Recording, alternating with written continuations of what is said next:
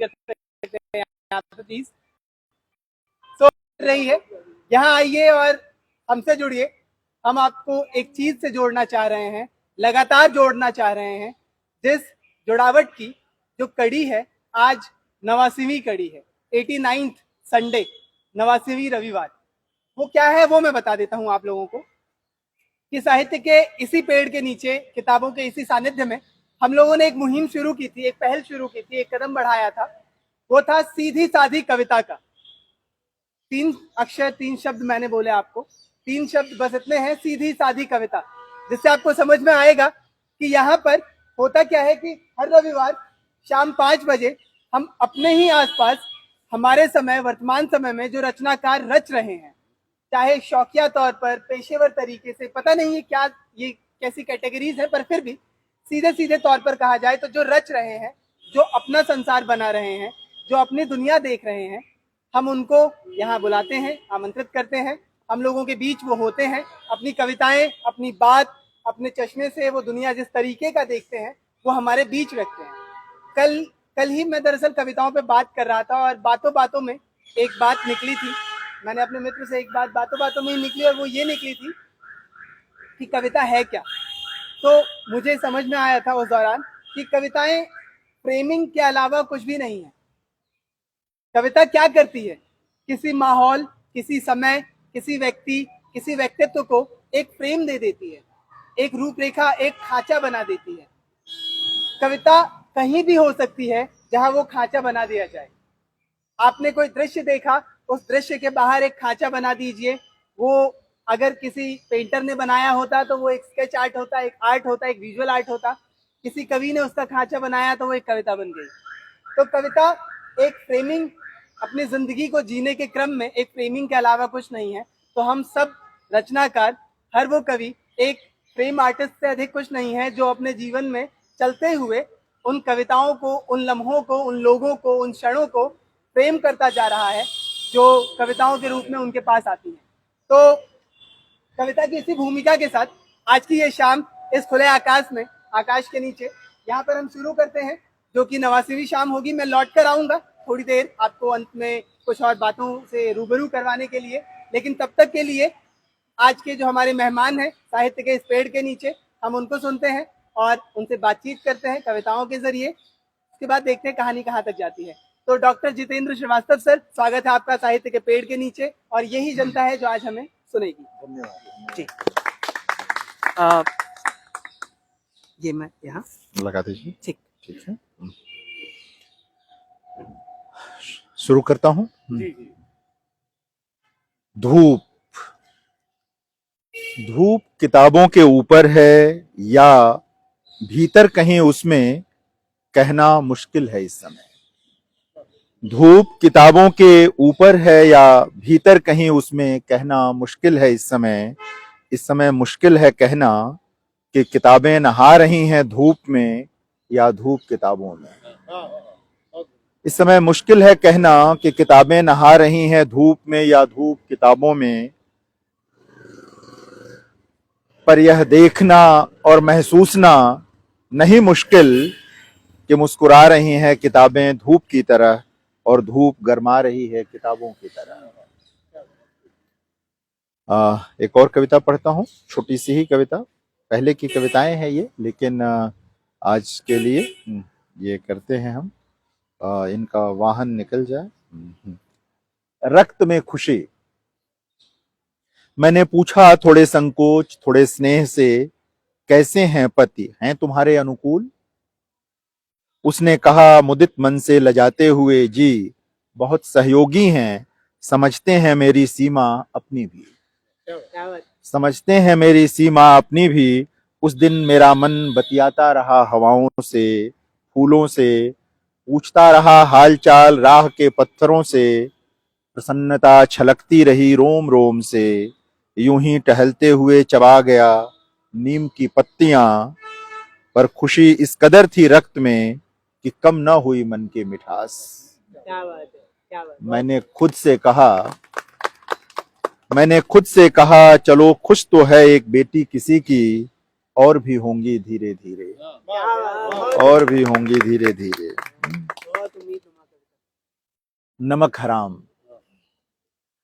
आंखों के जल में होता है नमक, पर कितना किससे पूछा जाए। आंखों के जल में होता है नमक, पर कितना किससे पूछा जाए। क्या वह स्त्री ठीक ठीक बताएगी आंखों के जल में नमक का अनुपात, जिसकी उम्र का अधिकांश आंसुओं से भीगे आंचल को सुखाने में बीता है। या बताएगी वह अपराधी घोषित कर दी गई नदी, जिसने समुद्र में अपने विलय से इनकार कर दिया। वैसे पूछा तो उससे भी जा सकता है जिसकी मां स्वर्ग सिधार गई उसके जन्म समय, प्रसव पीड़ा, रूढ़ियों और सुविधाओं की कमी से। निश्चय ही उसका कंठ अब भी सूखा होगा, पर वह हुआ निरा पुरुष तो बोलेगा कितना सच। सदियों से आंखों की गहराई का उपमान रहा है समुद्र, पर शायद ही कभी किसी ने याद किया हो दोनों को साथ साथ नमक के लिए। सदियों से आंखों की गहराई का उपमान रहा है समुद्र, पर शायद ही कभी किसी ने याद किया हो दोनों को साथ साथ नमक के लिए। शायद ही कभी किसी ने विचार किया हो दोनों के खारेपन के अंतर पर। समुद्र चाहे जितना हो अगम, छिपा नहीं पाता अपना खारापन। समुद्र चाहे जितना हो अगम, छिपा नहीं पाता अपना खारापन, पर स्त्रियां अनादिकाल से पी रही हैं अपना खारापन। बदल रही हैं आंखों के नमक को चेहरे के नमक में, और पुरुष चमत्कृत है, खुश है कि यह रूप लावण्य उसके लिए है। यह रूप लावण्य उसके लिए है। वह खुश होता है जैसे समुद्र पर वैसे ही स्त्री पर। वह खुश होता है जैसे समुद्र पर वैसे ही स्त्री पर। उसके लिए दोनों महज सौंदर्य हैं। कभी कभी क्रोध में, रक्त मज्जा में समाये स्वभाववश कहता वह दोनों को अबूझ भी। वैसे पूछिए कभी किसी ऐसे पुरुष से जिसने प्रेम नहीं किया स्त्री को स्त्री में बदलकर, कि कितना नमक होता है आंखों से बहती जलधारा में, तो वह नहीं बता पाएगा। संभव ही नहीं बता पाना उसके लिए। यह समुद्र का पानी नहीं जिससे छान लिया नमक। यह समुद्र का पानी नहीं जिससे छान लिया नमक। यह पीड़ित खदबदाती आत्मा का जल है। इसमें चाहे जो हो नमक का अनुपात वह अनमोल है। और मुहावरे में कहें तो इस नमक को अपना सुख समझता पुरुष पूरा नमक हराम है। बहुत सुंदर। लोग कला की दुनिया से जुड़े हुए हैं। ये बहुत पहले की कविताएं पढ़ रहा हूं, बाद में कुछ नई कविताएं पढ़ूंगा। लोकतंत्र में लोक कलाकार, इनको निकल जाने दें। लोकतंत्र में लोक कलाकार।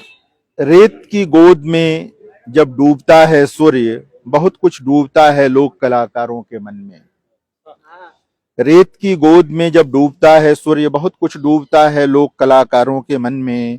जबकि उन्हीं क्षणों में देश विदेश से आए सैलानी कैमरों में उतार रहे होते हैं डूबते सूर्य का सौंदर्य। फील्ड वर्क के लिए आए समाज शास्त्री बनाते हैं एक नया रसायन। शोध और तफरीह का वे अलग अलग कोणों से खींचते हैं लोक कलाकारों की तस्वीरें।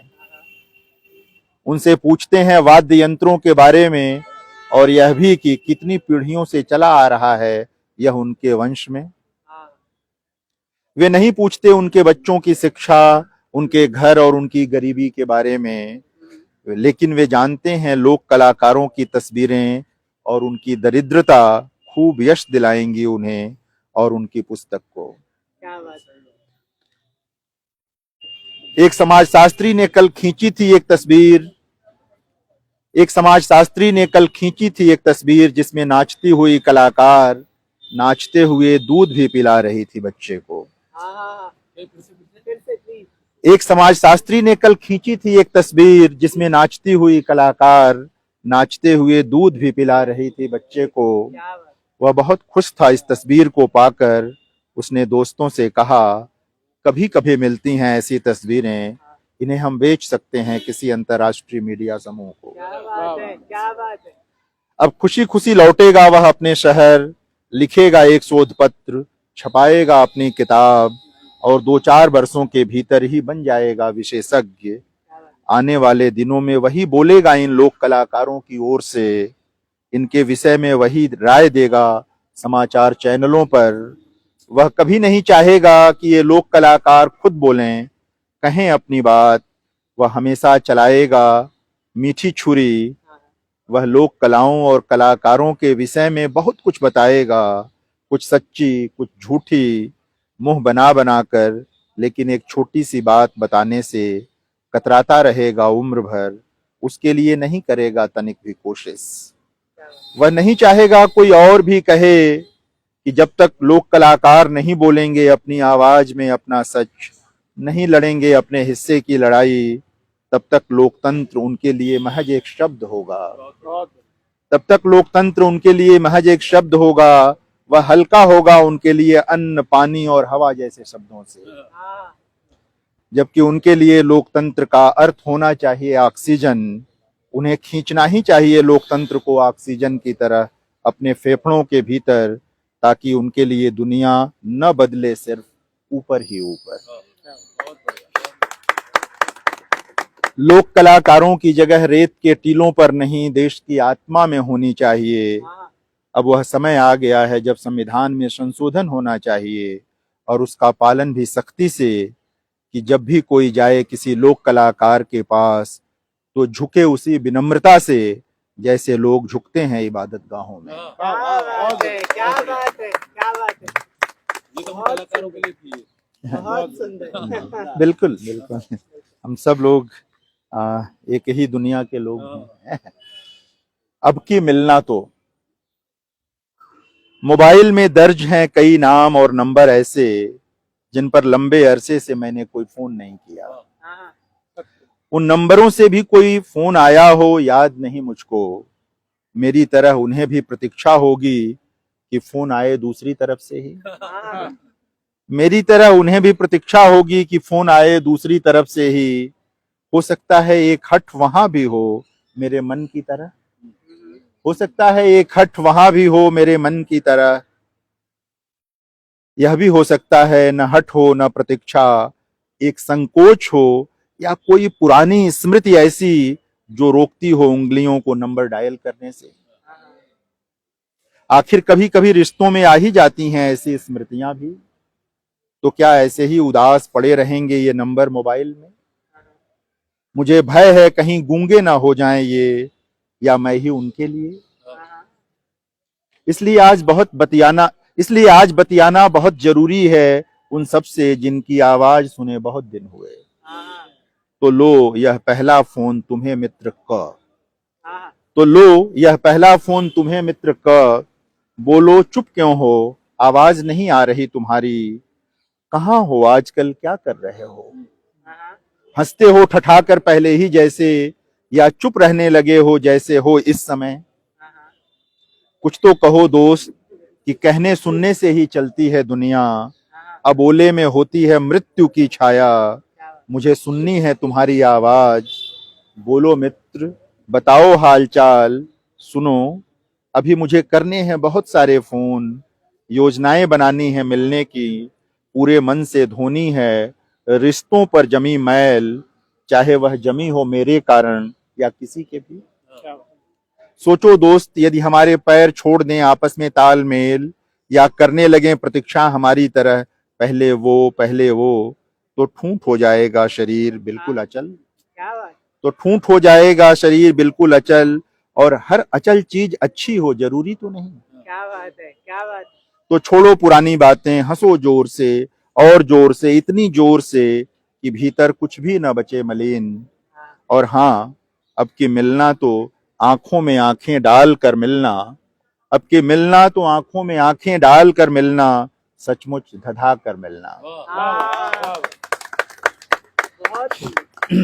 पिता के लिए एक कविता है, सुना आप सबके जीवन से जुड़ी कविता एक तरह से। धन्यवाद पिता, मानुष राग है कविता का शीर्षक है, मानुष राग। आवाज आ रही है सब तक ना? मानुष राग। धन्यवाद पिता कि आपने चलना सिखाया। धन्यवाद पिता कि आपने चलना सिखाया, अक्षरों शब्दों और चेहरों को पढ़ना सिखाया। धन्यवाद पिता कि आपने मेड़ पर बैठना ही नहीं, खेत में उतरना भी सिखाया। धन्यवाद पिता कि आपने मेड़ पर बैठना ही नहीं, खेत में उतरना भी सिखाया। बड़े होकर बड़े बड़े ओहदों पर पहुंचने वालों की कहानियां ही नहीं सुनाई, छोटे छोटे कामों का बड़ा महत्व बताया। सिर्फ काम कराना नहीं, काम करना भी सिखाया। धन्यवाद पिता कि आपने मानुस राग सिखाया। धन्यवाद पिता कि आपने मानुस राग सिखाया। बहुत बहुत धन्यवाद, यह जानते हुए भी कि पिता और पुत्र के बीच कोई अर्थ नहीं धन्यवाद का। धन्यवाद कि आपने कृतज्ञ होना और धन्यवाद करना सिखाया, कि आपने कृतज्ञ होना और धन्यवाद करना सिखाया। धन्यवाद पिता, रोम रोम से धन्यवाद कि आपने लेना ही नहीं, पूर्ण होना भी सिखाया। क्या बात है, धन्यवाद, धन्यवाद पिता। और एक कवि के बारे में, जिस तरह का कवि हूं, अपनों के मन का। मैं कवि नहीं झूठ फरेब का, रुपया पैसा सोने चांदी का। मैं कवि हूं जीवन का, सपनों का, उजास भरी आंखों का। मैं कवि हूं उन होठों का जिनको काट गई है चैती पुरवा। मैं कवि हूं उन कंधों का जो धूस गए हैं बोझ उठाते। मैं कवि हूं कवि उनका जिनको नहीं मयस्सर नींद आंख भर, नहीं मयस्सर अन्न आंत भर। मैं कवि हूं, हाँ मैं कवि हूं उन उदास खेतों के दुख का जिनको सींच रहा है आंखों का जल। मैं कवि हूं उन हाथों का जो नहीं पड़े चुपचाप, जो नहीं काटते गला किसी का, जो बने ओट हैं किसी फटी जेब का। मैं कवि हूं, जी हाँ कवि हूं अपने मन का, अपनों के मन का। क्या बात है, और बहुत सारी कविताएं हैं। ये कुछ युवा दिखाई दे रहे हैं, प्रेम कविताएं सुनाता हूं आप लोगों को, है ना। कुछ जब युवा दिखते हैं तो जमाना बदल गया। नहीं, उस जमाने के अनुसार की प्रेम कविता है। प्रेम कविता सिर्फ युवाओं के लिए नहीं। अच्छा अच्छा, विस्तार है उसका। नहीं ठीक है, युवाओं के लिए अधिक है मतलब।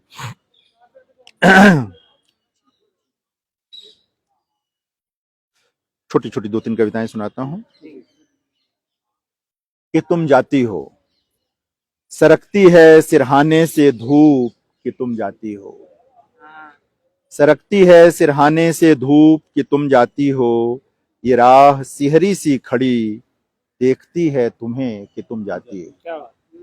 यह पल अकेला है बहुत अकेला कि उतार दिया है तुमने पुतलियों से उसे। यह सांझ जो आने को है अभी ठिठकी खड़ी है पीपल की पत्तियों के बीच देखती सी कि तुम जाती हो।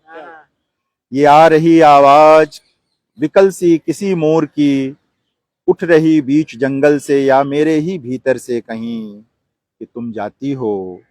पलट कर देखती तो देख पाती, पलट कर देखती तो देख पाती जिसको संभाला तुमने जतन से। हिल रहा वही मन पात ऐसे जैसे डोलता है शिशु कोई धरती पर कदम धरते। देखो तो सही देखो ना ओ प्राण मेरी कि रात आती है कि तुम जाती हो।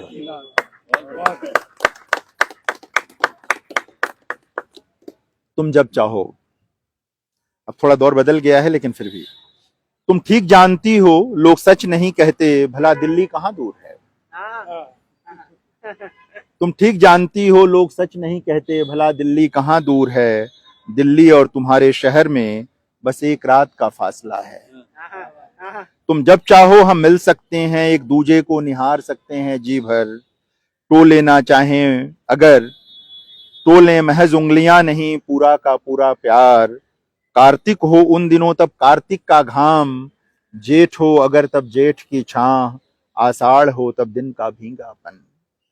जो भी ना हो ठोस मिलकर महसूस कर सकते हैं ठोस की तरह जैसे बाहों में जीवन, यह जान कर भी कि महज 2 बाहों में जीवन नहीं होता।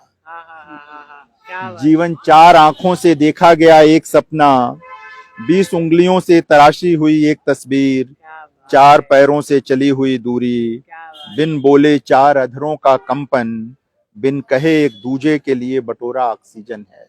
क्या बात है, क्या बात है। जीवन एक दूसरे में घुल जाना है, इस तरह घुल जाना कि असंभव हो जाए अलगाना। तुम जब चाहो, जहां चाहो, जैसे चाहो, हम मिल सकते हैं, खिलखिला सकते हैं, झांक सकते हैं एक दूसरे की पुतलियों में, यह सोचते हुए कि पुतलियों में झांकना मन में झांकना है, हाँ, कि भीतर का सच पुतलियों में अटका होता है। क्या बात है, क्या बात। तुम जब चाहो हम मिल सकते हैं और अटकी हुई चीजों को निकाल कर जीवन संवार सकते हैं। क्या बात है, बहुत। एक बहुत छोटी सी कविता, एक और कविता सुनाना चाहता था, पता नहीं उसमें है कि नहीं कहीं। चुटकी भर में। हाँ, बहुत आसान है किसी दिन चुपचाप उठकर तुम मेरे होने से बहुत दूर चली जाओ। संभव है जाने से पहले मेरे प्यार को दुलराओ। यह भी संभव है कि चौखट से तुम्हारे पांव टकरा जाएं और गिर पड़े स्मृतियों की गठरी। हाँ, चौखट के सिरहाने छिटकी बिखरी स्मृतियां, बटोरो न बटोरो चलती जाएंगी वे तुम्हारे तलुओं से सटी लिपटी। हाँ, तुम्हारी यात्रा में साथ होंगी स्मृतियां, तुम्हारी थकावट बांटती हुई। हाँ, जहां भी करोगी विश्राम बैठकर वहीं आसपास तुम्हारे सपनों की धूप में मैं भी मिलूंगा। यह कैसे हो तुम रहो मैं नहीं, हाँ, यह कैसे हो तुम रहो मैं नहीं। तुम्हारा कहीं भी होना मेरे साथ होना है, मेरा कहीं भी होना तुम्हारे साथ होना है। तुम कहीं भी जाओ, कितना भी बचकर जाओ, चुटकी भर चला ही जाऊंगा तुम्हारे साथ। क्या बात है, क्या बात है। इतना सुंदर। एक और छोटी सी कविता सुने प्रेम की ही, उसके बाद कुछ और कविताएं सुनाता हूं आप लोगों को। एक घूंट इसकी ले लेता हूं, गला। विदा, छोटी सी कविता है, ध्यान से सुनिएगा। बस की प्रतीक्षा में खड़ा छोड़ रहा हूं वह शहर जो मेरी सांसों में तुम्हारी तरह रहा है। हाँ, बस की प्रतीक्षा में खड़ा छोड़ रहा हूं वह शहर जो मेरी सांसों में तुम्हारी तरह रहा है। जब तुम नहीं फिर शहर कहां, कौन पहचानेगा मुझे तुम्हारी नजर लेकर। इतने वर्ष शहर में नहीं तुम्हारी आंख में रहा हूं मैं। क्या बात है, क्या इतने बात वर्ष है, शहर क्या में बात नहीं है। तुम्हारी क्या बात है। आंख में रहा हूं मैं। जब तुम नहीं फिर मैं कहां, हाँ, जब तुम नहीं फिर फिर मैं कहां। बहुत। एक दो कविताएं और सुनाता हूं, फिर सोन चिरई के साथ मेरे ख्याल से फिर इसको बंद करेंगे। हैं बस एक आध कविताएं आप। एक संजना तिवारी जी के लिए कविता मैंने लिखी थी आज से 12-14 साल पहले क्या बात है। इनके हाँ, लिए, इंतजार है। और ये कई जगहों पर लोगों ने इसको वो किया। तब मैं जानता भी नहीं था इनको, बहुत इस रूप में नहीं जानता था जिस रूप में आप जानता हूं। तो बाद में जो इनके पति हैं राधेश्याम तिवारी जी, वो मेरे पुराने परिचित हैं, मेरे पुराने आत्मीय हैं, लेकिन तब ये भी नहीं जानता था कि ये लोग आपस में पति पत्नी हैं, तब मैं नहीं जानता। ट्रायंगल हो गया। तो ये कविता जब मैंने लिखी तो उन्होंने, संजना तिवारी कविता का शीर्षक ही है ये। आप निश्चित ही जानते होंगे ऐश्वर्या राय, प्रियंका चोपड़ा, कैटरीना कैफ, एंजेलिना जोली, सुष्मिता सेन सहित कई दूसरों को भी, और यकीन जानिए मुझे रत्ती भर भी ऐतराज नहीं कि आप जानते हैं जमाने की कई मशहूर हस्तियों को। क्या बात है। बहुत बढ़िया। हाँ, आप निश्चित ही जानते होंगे ऐश्वर्या राय, प्रियंका चोपड़ा, कैटरीना कैफ, एंजेलिना जोली, सुष्मिता सेन सहित कई दूसरों को भी, और यकीन जानिए मुझे रत्ती भर भी ऐतराज नहीं कि आप जानते हैं जमाने की कई मशहूर हस्तियों को। लेकिन क्या आप जानते हैं संजना तिवारी को भी? हाँ, संजना तिवारी ने अभिनय नहीं किया एकता कपूर के किसी धारावाहिक में, क्या बात है। वे किसी न्यूज चैनल की एंकर भी नहीं हैं। मेरी अधिकतम जानकारी में उन्होंने कोई जुलूस नहीं निकाला कभी। चमक दमक, लाभ हानि, प्रेम और घृणा के गणित में पड़े संसार को ठेंगा दिखाती हुई वे फुटपाथ पर बेचती हैं दुनिया का महान साहित्य, क्या बात है। और उन पत्रिकाओं को जिनमें श्रृंगार, जिम और मुनाफे पर कोई लेख नहीं होता। क्या बात है, क्या बात है। वैसे वे चाहती तो खोल सकती थीं प्रसाधन का कोई छोटा सा स्टोर, या ढूंढ सकती थीं अपने लिए कोई नौकरी न सही किसी मल्टीनेशनल कंपनी में, किसी प्रकाशन संस्था में टाइपिस्ट की ही सही। ऐसा तो हो नहीं सकता कि कोई घर न हो उनका, और यह कैसे हो कि घर हो और उम्मीद न हो। यह कहने सुनने में चाहे जितना अटपटा लगे, पर सच यही है, घर और उम्मीद में वही रिश्ता है जो सांसों और जीवन में होता है। खैर छोड़िए इन बातों को और थोड़ी देर के लिए दुनिया को देखिए संजना तिवारी की निगाह से, जो इस बेहद बिकाऊ समय में अब कम कम बिकने वाली सपनों से भरी उन इबारतों को बेचती हैं जो फर्क करना सिखाती हैं सपनों के सौदागरों और सर्जकों के बीच। क्या बात है, क्या बात है, बहुत सुंदर। संजना तिवारी महज एक स्त्री का नाम नहीं है, किताबें बेचना उनका खानदानी व्यवसाय नहीं है। वे किसी भी साहित्यिक से अधिक जानती हैं साहित्यिक पत्रिकाओं के बारे में। वे सुझाव भी देती हैं नए पाठकों को कि उन्हें क्या पढ़ना चाहिए। वे सुझाव देती हैं नए पाठकों को कि उन्हें क्या जरूर पढ़ना चाहिए। संजना तिवारी महज एक नाम नहीं, तेजी से लुप्त हो रही एक प्रवृत्ति है जिसका बचना बहुत जरूरी है। और जाने क्यों मुझे कुछ कुछ यकीन है आप सब पर, और जाने क्यों मुझे कुछ कुछ यकीन है आप सब पर, जो अब भी पढ़ते सुनते हैं कविता, जिनकी दिलचस्पी बची हुई है नाटकों में, जिनके सपनों का रंग अभी नहीं हुआ है धूसर। क्या बात है। इसलिए अगली बार जब भी जाइएगा मंडी हाउस, श्री राम सेंटर के सामने पेड़ के नीचे दरी पर रखी सैकड़ों किताबों पत्रिकाओं में से कम एक जरूर ले आइएगा अपने साथ। और यकीन रखिए आपका यह उपहार किसी और पर फर्क डाले न डाले, दाल में नमक जितना ही सही जरूर डालेगा अगली पीढ़ी पर। क्या बात है, बहुत बढ़िया। और कमाल की बात यह है कि ये 13-14 साल पुरानी कविता आज तक उतनी ही महत्वता रखती है जितनी ये उस समय रख रही है। जी जी जी जी। बहुत बढ़िया। ये जो भाव है इतना आदमी है, मेरा रोम हल्की सी भावुक भी है। दीदी से जब मैं पहली बार मिला था, और वो जो आपने उस समय लिखा है उसको मैं आज बिल्कुल मतलब आज भी हम जब नाटक करते हैं ना कहीं सर, तो वो सजेस्ट करती है हमें कि आप ये वाला नाटक करें। आप सब जो युवा हैं उनके लिए भी हम लोगों के लिए कविता है ये। पुतलियां पृथ्वी का सबसे पुराना एल्बम है। पुतलियां पृथ्वी का सबसे पुराना एल्बम है।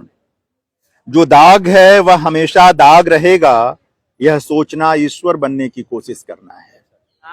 जो दाग है वह हमेशा दाग रहेगा, यह सोचना ईश्वर बनने की कोशिश करना है। आज जो रंग है वह किसी क्षण किसी दिन बदल सकता है दाग में। आज जो रंग है वह किसी क्षण किसी दिन बदल सकता है दाग में। आदमी की तरह समय भी बदलता है करवट, उसके एक करवट रंग है एक करवट दाग।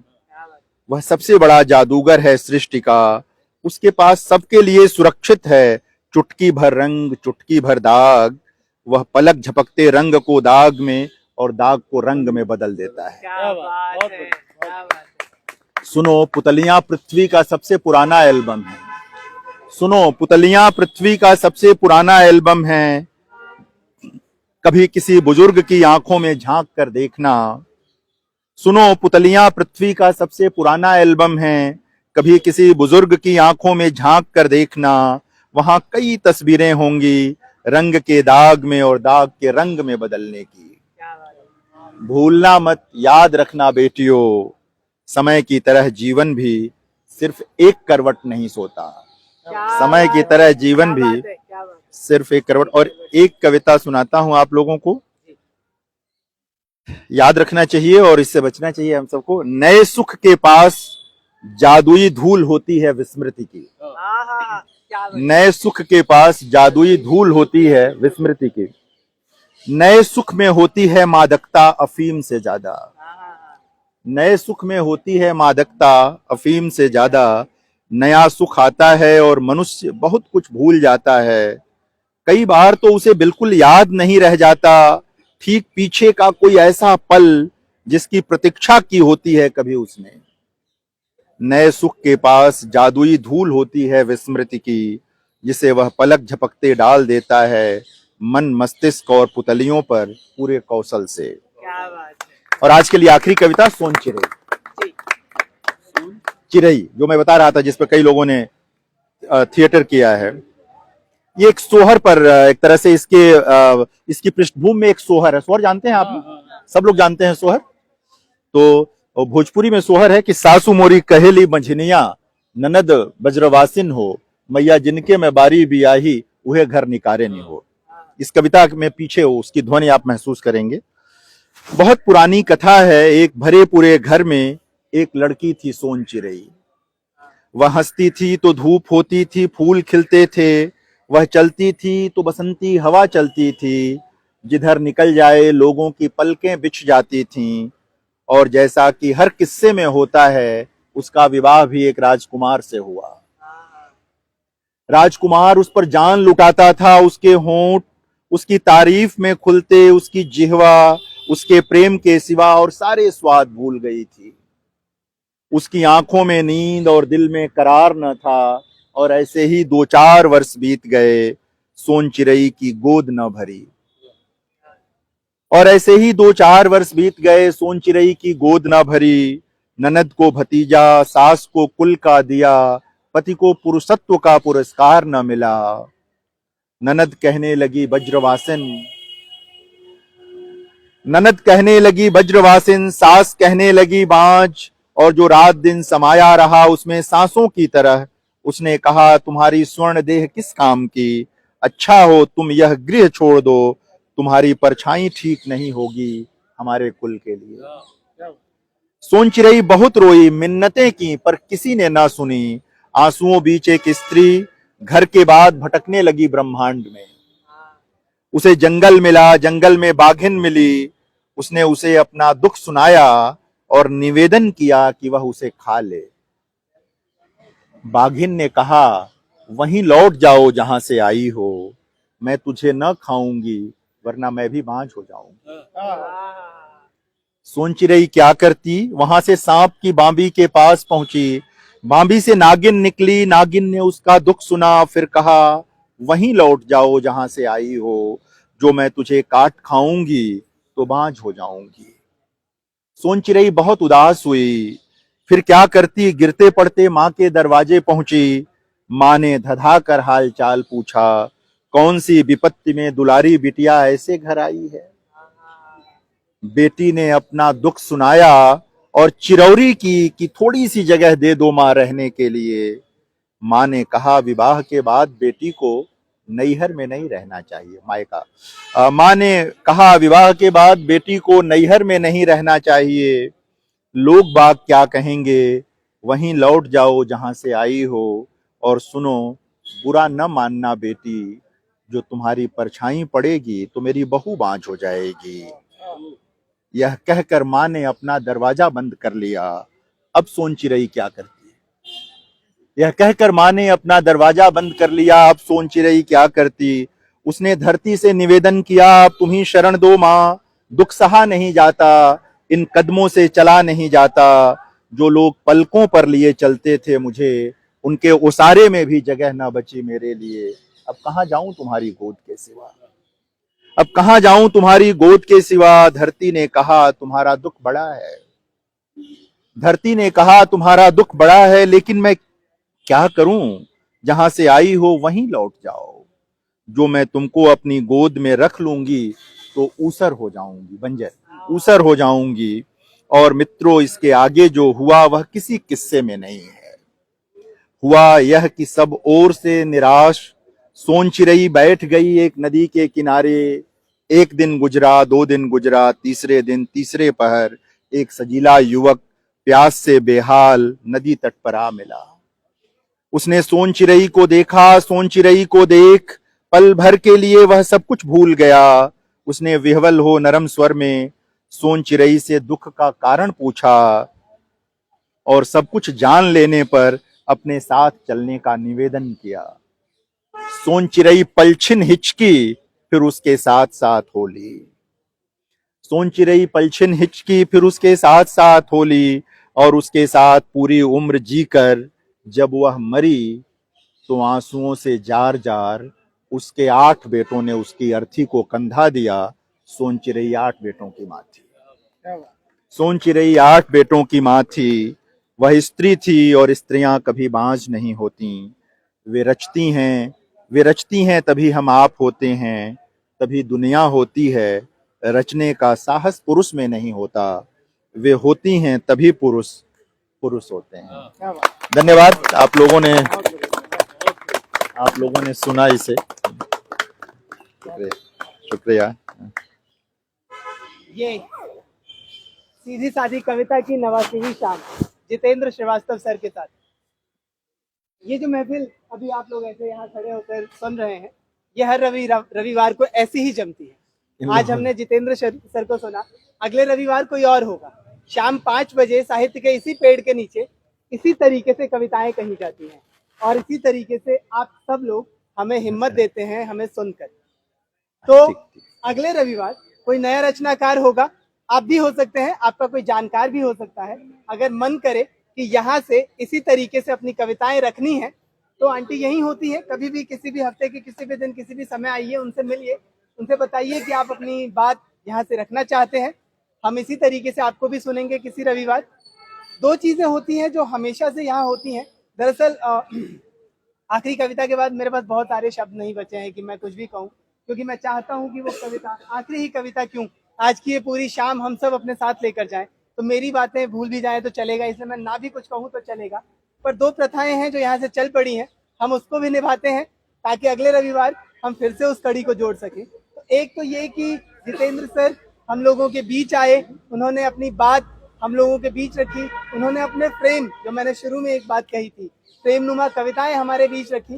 तो उनको हमारी तरफ से एक तोहफा, एक यादगार, एक पल को जाना चाहिए ताकि उनको ये शाम और हम सब लोग याद रहें। तो हम सबकी तरफ से सर को एक तोहफा, और हम सब क्योंकि यहाँ एक साथ इस कविता के, इस माहौल, इस शाम के साक्षी थे, तो हम सब की तरफ से हम सबको एक तोहफा आप भी लेकर जाइएगा, आप लोगों के हिस्से भी एक तोहफा होगा। मगर पहले जितेंद्र सर तक उनका जो तोहफा है वो पहुंच जाए। तो मैं चाहूंगा कि सर प्लीज आप दोनों मुझे यहाँ स्टेज पर ज्वाइन करें, प्लीज। एक फोटो कोई ले लीजिए। ये थैंक यू सर, शुक्रिया। बहुत अच्छा लगा आपसे मैं ज्यादा शब्द क्या बोलूँ कि सोन चिरैया जो है फिर फिल्म भी बन चुकी है इसके बारे में। हाँ, तो थैंक यू वेरी मच।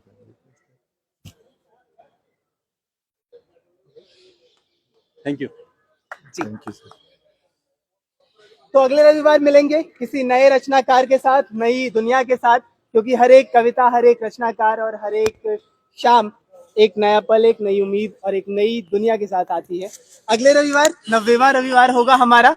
तो मगर उससे पहले आप लोगों का तोहफा, भाई ये प्लीज ये बुकमार्क्स पकड़ाएंगे। तो ये होता क्या है कि एक बुकमार्क डिजाइन किया जाता है। आपने जितेंद्र सर की कविताएं सुनी, उन्हीं की कविता का एक अंश एक बुकमार्क के तौर पर इसमें है। आप इसे अपने साथ लेकर जाइए। नीचे जितेंद्र सर का इंस्टा हैंडल है, इंस्टाग्राम पर अगर हम सब लोग एक्टिव हैं क्योंकि डिजिटल जमाना है, तो उनसे जुड़ना चाहें तो उनसे जुड़िएगा। उनकी खिड़की वहां खटखटाइएगा कि सर आपकी कुछ कविताएं हमें बहुत अच्छी लगी है, उनसे बात कीजिएगा।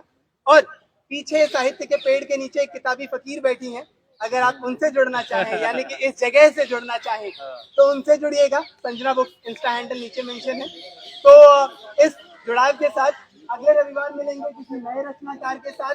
ये तोहफा हम सबके लिए होता है, हम सबकी तरफ से। इसे लेकर जाइए, इसी बहाने किताब आ जाएगी किसी टेबल पर, एक बुकमार्क आया तो ये लेकर जाइए। अगले रविवार फिर मिलेंगे आप सब लोगों से, तब तक के लिए धन्यवाद। Thank you.